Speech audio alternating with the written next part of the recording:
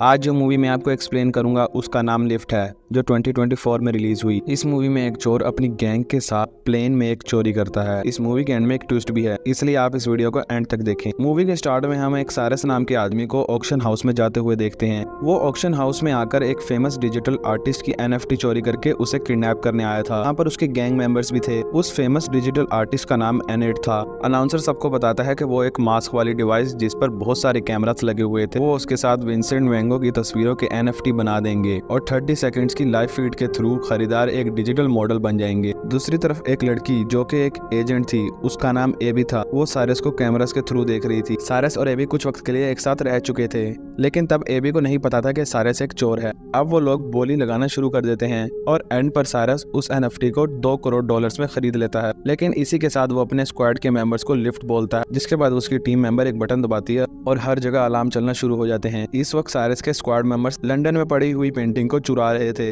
अब साइरस अपने squad members के साथ एनेट को अपने साथ ले जाता है। इसी दौरान एबी वहां पर पहुंच जाती है, मगर उसे वहां कोई नहीं मिलता। उनके वहां भागने के साथ साथ साइरस के दूसरे स्क्वाड मेंबर्स ने अब वो पेंटिंग चोरी कर ली थी। अगले सीन में हम साइरस को एनेट और उसके स्क्वाड मेंबर्स के साथ बोट में जाते हुए देखते हैं। वो एनेट को अपनी क्रूज शिप में लेकर जा रहे थे। एबी उनको देखकर उनका पीछा करना शुरू कर देती है। उसके बाद साइरस की हैकर वाली स्क्वाड मेंबर अपने ग्लासेस से वाटर गेट को हैक कर लेती है, क्योंकि उसके ग्लासेस बहुत एडवांस टेक्नोलॉजी के थे, और वो वाटर गेट को बंद कर देती है। बड़ी मुश्किलों के बाद भी एबी साइरस को नहीं पकड़ पाती। अब हमें सारे मेंबर्स इंट्रोड्यूस करवाए जाते हैं। साइरस उनका बॉस था और कैमिला उनकी पायलट। हैकिंग करने वाली लड़की का नाम एम.आई. सुन था। तिजोरी तोड़ने वाले का नाम मैग्नस था और उनका एक और मेंबर जिसका नाम लूक था, वो एक इंजीनियर था। दूसरी तरफ हमें एबी नजर आती है, जो होने वाली ऑक्शन की फुटेज देख रही थी। वो एक आदमी को नोटिस कर लेती है कि वो लंगड़ाकर चलने की एक्टिंग कर रहा था, और वो अपने असिस्टेंट को उसका पता लगाने का कहती है। इसी वक्त न्यूज में पब्लिक को बताया जा रहा था कि एनेट मिसिंग है। जब एनेट को ये बात पता चलती है तो वो कंफ्यूज हो जाता है, क्योंकि साइरस ने एनेट को लगने ही नहीं दिया कि हमने उसे किडनैप किया है। साइरस एनेट को बताता है कि वो लोग आर्ट की रिस्पेक्ट करते हैं, मगर उन लोगों ने कभी NFT चोरी नहीं की थी। साइरस उसे कहता है कि वो लोग आर्ट को उन लोगों से चुराते हैं जिन्हें उसकी कदर नहीं। साइरस के बाकी स्क्वाड मेंबर्स लंदन में तस्वीर चुरा रहे थे ताकि वो उसको ब्लैक मार्केट में सेल करके एनेट से वो NFT खरीद लें। साइरस उसे बताता है कि जैसे मोनालिसा वाली पेंटिंग की प्राइस चोरी होने के बाद बढ़ गई थी, क्योंकि उसके साथ एक नई स्टोरी आ गई, वो लोग भी ऐसा ही करना चाहते थे। अब मीडिया की वजह से पूरी दुनिया समझ रही थी कि एनेट किडनैप हो गया था, और अब इसकी वजह से उन्होंने वो NFT 8 करोड़ 90 लाख में बेच दिया था। इसमें से $4.15 करोड़ साइरस के थे और $3.45 एनेट के थे। सीन शिफ्ट होता है तो हम एबी को एक आदमी से सवाल पूछते हुए देखते हैं। ये वही आदमी था जिसको एबी ने फुटेज के थ्रू देख लिया था कि वो लंगड़ा होने की एक्टिंग कर रहा है। उस आदमी का नाम डेंटन था और वो भी साइरस के स्क्वाड का ही मेंबर था। एबी डेंटन से साइरस के बारे में पूछती है, मगर वो उसे कुछ नहीं बताता। तो एबी उसे कहती है कि अगर तुम मुझे नहीं बताओगे तो तुम्हें 20 साल जेल की सजा सुना दी जाएगी। लेकिन तभी एक आदमी एबी को एक बॉक्स देता है जिसमें उसकी साइरस के साथ अपनी पुरानी पिक्चर्स थी। अब वो डेंटन को लेकर लंदन जाने का फैसला करती है। अब हम इंटरपोल के हेडक्वार्टर्स में एबी को देखते हैं और उसका बॉस उसे बुलाकर कहता है कि हमें तुम्हारे दोस्त साइरस की जरूरत है। उसका बॉस उसे लार्स योर्जनसन के बारे में बताता है। वो बताता है कि उसके बाद बहुत सा चुराया हुआ आर्ट है। वो एक ईमानदार बैंकर हुआ करता था, मगर उसने अपने पैसे टेररिस्ट को देना शुरू कर दिए। जब कोई भी टेररिस्ट पकड़ा जाता था तो स्टॉक्स की प्राइस गिरती थी और वो पैसे कमाता था। लेकिन वो एबी को बताता है कि वो उसे अरेस्ट नहीं कर पाया क्योंकि सारे लोग उससे डरते हैं। लेकिन अब उनके बीच उसका एक आदमी है जिसका नाम आर्थर टीज है। एबी के बॉस ने आर्थर को डराया धमकाया, जिसकी वजह से उसे पता चला कि लार्स एक हैकर ग्रुप से बात कर रहा था जिसका नाम लेवाइथन था। वो शहर में एक बहुत बड़ी तबाही प्लान कर रहे थे और लार्स इससे करोड़ों कमा सकता था। वो दुनिया भर के स्टॉक्स को शॉर्ट करके कभी भी हमला कर सकता था। लेवाइथन ने अपनी पेमेंट सोने के रूप में लेनी थी और उसकी कीमत $50 करोड़ थी। उस सोने को ले जाना इलीगल नहीं था, इसलिए वो लोग कुछ नहीं कर सकते थे। लेकिन एबी का बॉस चाहता था कि साइरस वो सोना चुरा ले। एबी उसे कहती है कि साइरस एक चोर और झूठ बोलने वाला आदमी है, तुम उस पर कैसे भरोसा कर सकते हो। उसका बॉस उसे कहता है कि इसके अलावा उसके पास कोई चॉइस नहीं। एबी का बॉस कहता है अगर साइरस ये चोरी करेगा और सोना हमें ला कर देगा तो साइरस और उसके टीम मेंबर्स ने जितनी भी चोरियां की हैं उनकी सजा माफ कर दी जाएगी। और वो एबी को कहता है कि तुम्हारा काम चोरी करने के लिए साइरस को कन्विंस करना है। अब हम एबी को साइरस के घर पहुंचते हुए देखते हैं। एबी कहती है कि उसे साइरस को डील देने का ऑर्डर मिला है। वो उसे लार्स का सोना चुराने का कहती है। साइरस कहता है कि हम उस आदमी से सोना नहीं चुरा सकते, वो बहुत खतरनाक है। एबी कहती है कि तुम पेंटिंग वाली प्रॉब्लम में फंस गए हो, अगर तुम हमारी हेल्प नहीं करोगे तो तुम लोग सारे जेल में जाओगे, लेकिन अगर तुम लोग ये मिशन कर पाए तो तुम्हें छोड़ दिया जाएगा। लेकिन साइरस कहता है कि मैं तभी ये डील मानूंगा जब तुम भी हमारे साथ इस मिशन में हिस्सा लोगी। अगले दिन हम साइरस को ये डील अपने स्क्वाड मेंबर्स को बताते हुए देखते हैं और इस डील में सिर्फ मैग्नस ही इंटरेस्टेड था और बाकी इस डील को एक्सेप्ट करने से मना कर रहे थे। लेकिन साइरस उन्हें कहता है कि अगर हम ऐसा नहीं करेंगे तो हमें जेल जाना पड़ेगा। अब एबी सबको प्लान बता रही थी कि आज से 17 दिनों बाद लॉर्स यूजेंस अपने बैंक से 50 करोड़ सोने को ज्यूरिक भेज देगा और फिर उस सोने को निगरानी में ट्रक से एयरपोर्ट पहुंचाया जाएगा और ज्यूरिक जाने वाले प्लेन में भेज दिया जाएगा। एबी उन्हें कहती है कि लंदन के बैंक से निकल के ज्यूरिक रनवे के पहुंचने तक सोने को गायब करना पड़ेगा। साइरस अपने स्क्वाड मेंबर से कहता है कि हम ये करेंगे और आराम से निकल जाएंगे। अब सीन शिफ्ट होता है तो हम आर्थर टीच को एक फार्म हाउस पे बंधा हुआ देखते हैं। वो इसलिए बंधा हुआ था क्योंकि उसने बहुत इंपॉर्टेंट इन्फॉर्मेशन इंटर पुलिस को दे दी थी। कॉल पर लॉर्स उसे कहता है कि तुमने हमारी इन्फॉर्मेशन पुलिस वालों को दे दी और लॉर्स उसे मरवा देता है। अब हम साइरस को अपने स्क्वाड मेंबर से बात करते हुए देखते हैं और वो उन्हें कहता है कि हम सोने को लिफ्ट नहीं करने वाले, हमें पूरा प्लेन चुराना पड़ेगा। उनका प्लेन बदलने का था और इसके लिए उन्हें एक प्राइवेट जेट चाहिए था। अब साइरस प्लेन लेने के लिए एक अमीर आदमी के पास चला जाता है और उसे हमने मूवी के स्टार्ट में ऑक्शन के दौरान देखा था। एबी और साइरस उसे अपना प्लेन देने पर कन्विंस कर लेते हैं। वो प्लेन फुली रिमोट कंट्रोल से चलता था। अब वो उस प्लेन को अपनी बेस में ले जाते हैं। साइरस उन्हें बताता है कि उन्हें उस प्लेन को रडार से गायब करना है। उन्हें उस प्लेन के सोने वाले प्लेन के इतने पास लाना है कि रडार सिग्नल बदल सके। फिर 30,000 फीट की हाइट पर ताला तोड़ना है। अब बारी बारी साइरस सारे मेंबर से बात करके उन्हें अपना गोल बताता है। मैग्नस का काम तिजोरी को अपनी लेजर लाइट से खोलना था। कैमिला का काम उस प्राइवेट जेट को सोने वाले प्लेन के सामने लाकर उसके सिग्नल चेंज करना था और वो इसकी प्रैक्टिस कंप्यूटर सिमुलेशंस के थ्रू कर रही थी। साइरस लूक को कहता है कि A380 यानी सोने वाले प्लेन की वेव से बचने के लिए कैमिला को हेल्प चाहिए। वो उसे N8 के कैमरा से प्लेन की विजिबिलिटी देखने का कहता है। MI7 साइरस और एबी को कहती है कि हमें एयर ट्रैफिक कंट्रोल में एक आदमी चाहिए होगा। ब्रुसेल में एक ट्रैफिक वाला उस प्लेन पर ज्यूरिक पहुंचने तक नजर रखेगा। एबी उन्हें बताती है कि मैं ब्रुसेल्स में एक आदमी को जानती हूँ। अब एबी और साइरस ब्रुसेल्स पहुंचकर उस आदमी से नेगोशिएट करने लगते हैं। साइरस उसे कहता है कि उन्हें ब्रुसेल्स के एयर ट्रैफिक कंट्रोल में हेल्प चाहिए।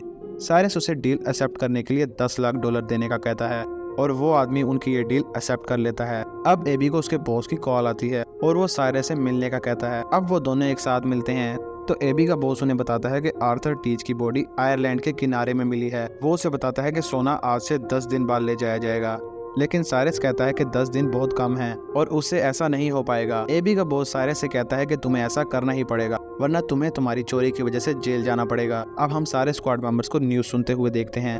उन्हें पता लगता है कि साइबर टेररिस्ट ने मैड्रिड के वाटर सप्लाई को हैक करके तबाही मचा दी है और वहां मौजूद सारी जगहों पर पाइप फट गए थे। इसमें से 13 लोग मर गए थे और ये काम लॉर्स का था। साइरस कहता है कि असली तबाही 10 दिन बाद आएगी। साइरस अपने टीम मेंबर्स को ये मिशन लीव करने का कहता है। वो कहता है कि इस काम में बहुत खतरा है और वो ये सब कुछ खुद ही कर लेगा, लेकिन उसके सारे टीम मेंबर्स कहते हैं कि वो साइरस के साथ हैं। डेंटन उसे कहता है कि तुम हमारे बिना ये सब नहीं कर पाओगे। दूसरी तरफ हम लॉर्स को लेवाइथन से बात करते हुए देखते हैं। वो उनसे कहता है कि मेरी इन्वेस्टमेंट तुम्हारी शुक्रगुजार है। वो उसे अपने डैमो को रोकने का कहता है। MI उन सबको बताती है कि उसने PSID बना ली है ताकि वो हवा से प्लेन को गायब कर सके, मगर मसला ये है कि वो बॉम्ब जैसा लगता है। एबी MI से उनको अलग अलग हिस्से करने का कहती है। वो कहती है कि तुम इसको छुपाकर इसके अलग अलग हिस्से हमें दे दो और वो प्लेन में उसे वापस जोड़ लेंगे। फिर एमाइसोन उन सबको उनके पार्ट्स दे देती है। टीम मीटिंग में साइरस सबको कहता है कि उन्हें सोने को लॉर्स के पास पहुंचने से पहले उठाना है ताकि वो हैकर्स को पैसे ना दे पाएं। उन्हें एक पायलट मिलता है जिसे अफगानिस्तान में लैंड करने का एक्सपीरियंस था। वो बर्फीले रनवे को संभाल सकता था। अब साइरस उन्हें बताता है कि उसके बाद कैमिला ज्यूरिक की तरफ ड्रोन छोड़ देगी। मैग्नस के पास तिजोरी खोलने के लिए सिर्फ 10 मिनट होंगे। लैंड होने के बाद उन्हें हैरी के आदमी मिलेंगे जो प्लेन से सोना उठाकर ट्रेन में लोड कर देंगे और अगले स्टेशन पर इंटरपोल 50 करोड़ के सोने का वेट कर रही होगी। अब सारे स्क्वाड मेंबर्स प्लेन के अंदर आकर बैठ जाते हैं। वहाँ पर तिजोरी के अंदर बड़ी सिक्योरिटी के साथ सोना रखा हुआ था, लेकिन एक मेंबर कम होता है, वो ल्यूक था। साइरस ल्यूक को कॉल करता है और पूछता है कि तुम क्यों नहीं आए।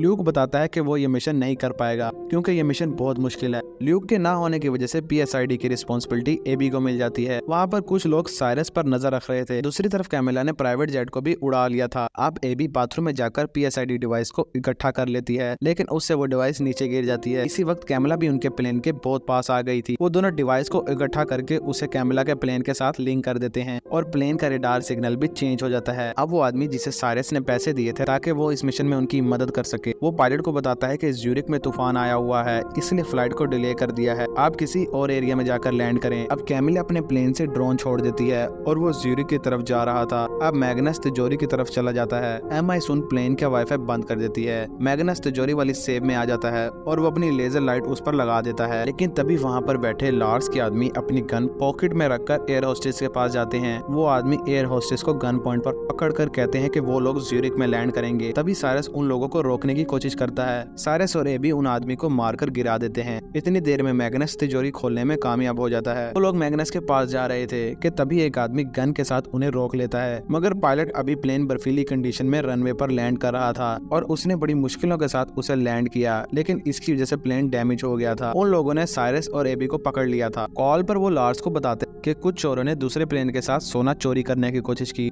लार्स उन्हें कहता है कि उन चोरों और सोने को लेकर 1 घंटे में मेरे पास आओ। वो आदमी अब सोना लेकर कैमिला के प्लेन में बैठकर ज्यूरिक जाना चाहते थे। उस प्लेन पर कोई ट्रैकर नहीं लगे थे, इसलिए उन्हें इंटरपोल ट्रैक नहीं कर पा रहे थे। कैमिला प्लेन को रोटेट करवाकर उस पर जो प्लेट्स लगी हुई थी उन्हें रिमूव कर रही थी। एबी के बॉस को पता चल जाता है कि वो प्लेन इटली की तरफ जा रहा था, जहाँ पर लार्स का अपना विला था। अब लेविथन के मेंबर्स लार्स से मिलने उसके विला में पहुंच जाते हैं। लार्स उन्हें कहता है कि सोना 1 घंटे में पहुंच जाएगा। एबी का बॉस अपने असिस्टेंट से बात करते हुए कहता है कि उन्हें वो प्लेन तबाह करना पड़ेगा जिसमें सोना पड़ा हुआ था, लेकिन उसमें एबी भी थी। फिर भी वो कहता है कि वो उस सैनिक को लार्स के पास पहुंचने नहीं देंगे और अब वो नेशनल एयर सेंटर कॉल करके उनकी हेल्प मांगता है। सीन शिफ्ट होता है तो हम कैमिला के प्लेन को देखते हैं और उनका पीछा नेशनल एयर सेंटर के फाइटर जेट कर रहे थे। वो उनसे कहते हैं कि अगर तुमने अपना प्लेन नहीं रोका तो वो उन पर हमला कर देंगे। जवाब में ब्रूसल से हैरी उन्हें कहता है कि उस प्लेन में सिविलियंस बैठे हुए हैं। जब ये बात एबी के बॉस को पता लगती है तो वो उन जेट फाइटर्स को कहता है कि ये अभी कंफर्म नहीं हुआ, अगर उन्होंने वो प्लेन जाने दिया तो मैड्रिड में बहुत बड़ी तबाही हो जाएगी, तुम वो प्लेन गिरा दो।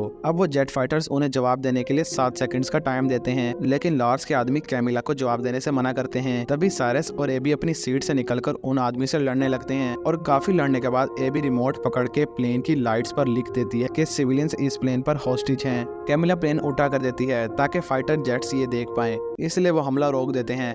अब लार्स का आदमी कैमिला को गन पॉइंट पर प्लेन लैंड करने का कह रहा था, तो कैमिला उस प्लेन की स्पीड हाई कर देती है और स्पीड हाई करने की वजह से वो आदमी बेहोश हो जाता है, मगर साथ में कैमिला का हाथ भी इंजर हो जाता है। इतने में एबी रिमोट पकड़ के प्लेन का दरवाजा खोल देती है, जिससे लार्स की टीम का दूसरा मेंबर प्लेन से बाहर गिर जाता है। साइरस और एबी प्लेन का कंट्रोल सिस्टम संभाल लेते हैं और उसे गिरने से भी बचा लेते हैं, मगर प्लेन के स्टीयरिंग काम नहीं कर पा रहे थे, इसलिए कैमिला लार्स के विला के सामने लैंड करने का कहती है और बड़ी मुश्किल के साथ प्लेन लार्स के विला में लैंड हो जाता है, मगर उस प्लेन की हालत बहुत खराब हो जाती है। प्लेन से बाहर निकलने के बाद लार्स के आदमी साइरस और उसकी टीम को घेर लेते हैं। लेविथन वाली लड़की को पता चल जाता है कि इनमें से एक इंटरपोल में से है। वो लड़की लार्स से कहती है कि हमारी डील नहीं होगी, फिर वो उसकी टांग पर गोली मार देता है। लार्स उससे पूछता है कि अब हमारी डील होगी कि नहीं, जिस पर वो लड़की फिर से मना करती है और इस बार लार्स उसे गोली मार के जान से मार देता है। फिर वो साइरस और उसकी टीम से पूछता है कि उनमें से इंटरपोल का मेंबर कौन है। साइरस आकर कहता है कि मैं इंटरपोल से हूँ। लार्स उसे गोली मारने लगता है कि तभी वहाँ पर पुलिस आ जाती है।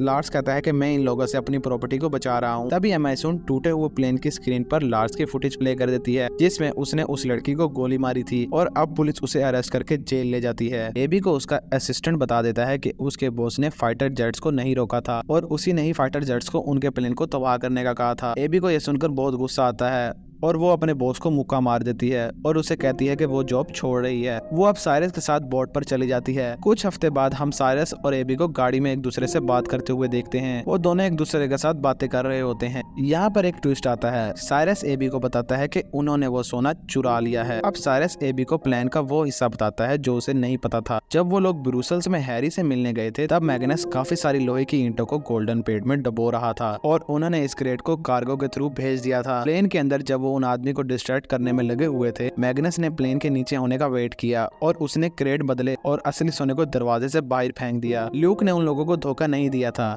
क्योंकि उसका काम सोने को सही से लैंड करवाना था और इंटरपोल को कुछ भी नहीं मिला। अब वो दोनों अपनी टीम से मिलते हैं। वो अपने प्लान में कामयाब हो गए थे। अब एबी डिवाइस का बटन दबाकर उस सोने वाले क्रेट को पानी से बाहर निकाल देती है और उनकी गैंग का पार्ट बन जाती है। यहाँ पर ये मूवी एंड हो जाती है। अगर आपको हमारी एक्सप्लेनेशन पसंद आई हो तो हमारे चैनल को सब्सक्राइब करें, इस वीडियो को लाइक करें, कमेंट करें और शेयर करें।